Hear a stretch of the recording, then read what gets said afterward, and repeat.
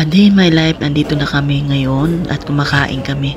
So, nag-order ang akong amo o kaning burger na balindakua. Alam nyo ba itong restaurant na to dito sa Riyadh Mall?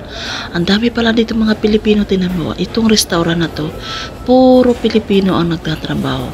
May Caloocan, shout out dyan sa Caloocan, shout out dyan sa Antiki, San Pablo, Quezon, lahat yan, di ko na natandaan kung alin pa yung kasi nagpapa-shoutout lang sila. Sabi kong ganun sa kanila, dahan-dahan muna. Tapos sabi niya, vlogger ka, nakita kita. Uy, salamat naman kuya, yung nakita nyo nagwawalis na yan. Sabi niya, nakita kita, napalo kita. Uy, salamat. Kaya nga, nung nag-ano siya sa akin, nagatid siya sa akin ng pagkain, sabi niya, uy, ang laki na ng bahay mo. Ay, sana all na lang tayo nito.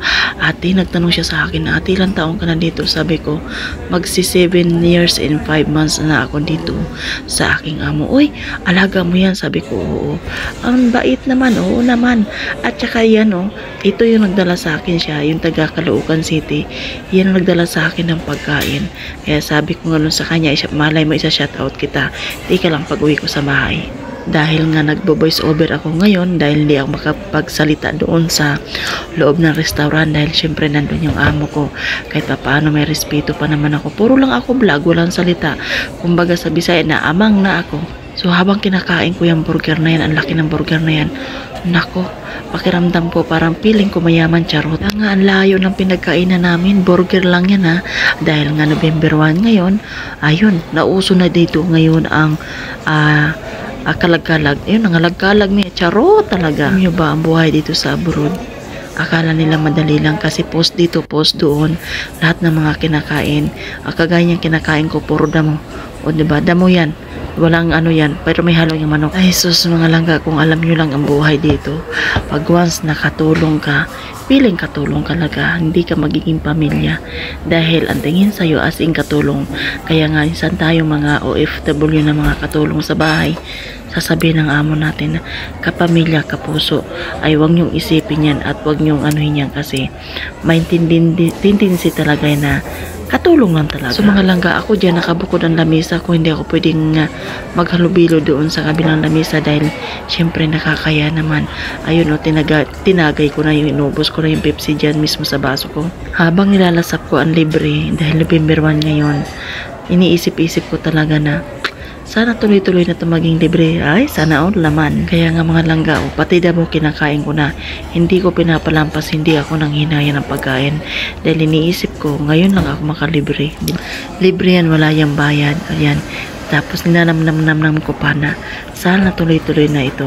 At yun, habang hinihigop ko yung isang katutak na isang basong, dumayo lang kami dito para lang uminom ng soft drinks. At yung pag-inom ko ng soft drinks, ayan, malapit ko na maubos. Nilalasap ko yung mga libre, nilalasap ko yung mga gulay na libre. Ay, sa palagay nyo ba? Hindi ko nilalasap yan. Masarap din naman yan. Kaya nga lubos nga ako nagpapasalamat at lubos din ako nagpapasalamat sa Panginoon. Dahil sa binigay niyang biyaya sa akin, kahit maraming problemang din dumating sa buhay ko, nalalampasan ko talaga. Kaya kung kayo mga katulong na kagaya ko mga OFW, lalong-lalo na nasa bahay, huwag niyong isipin na down na kayo. Isipin niyo, porsigihin niyo at palakasin niyo yung kalooban. Hindi yung iniisip natin na down na tayo lagi. Habang nilalasap ko, dinagdagan ko na naman yung akin soft drinks, pakiramdam feeling mayaman ako. Kaya sinabi kong feeling mayaman ako, syempre libre. Ay, diba charot? Ayun mga langga, balik tayo sa buhay ng mga OFW. Sa totoo lang, habang kinakain ko yung mga gulay na yan, pakiramdam ko talaga sa totoo lang, minsan lang tayong nangarap at lubos-lubosin naman natin yung pangarap na yan kasi wala naman bayad ang pangarap. Habang nandito kami sa restaurant na yan, ang iingay ng mga katabi kong mga Pilipino, sabi niya ate pa shout out, kaya nga na-mute ko, hiyang-hiya ako. Alam niyo ba yung hinahawakan ko yan? Parang kugon yan. Isipin niyo naman, imagine niyo mga langga diba? Laging pan-display ang kugon dito. Sikat pa yan. So ngayon, naubos na yung kinain ko, ubos lahat, said lahat. Pati french fries wala dahil sa sobrang gutom ko. Habang minoni-moni ko yung aking pinggan, so biglang lumapit ngayon si Kabayan. Walang kamalay-malay na si Kabayan na kinuhaan ko pala siya ng video. Tapos sabi ko ganun, mga Kabayan, taga Caloocan ito, kung makita mo to, sabi mo nakapalo ka sa akin. makita mo tong video na to, ikaw yon. Ayan, habang inikot ko yung kunting camera.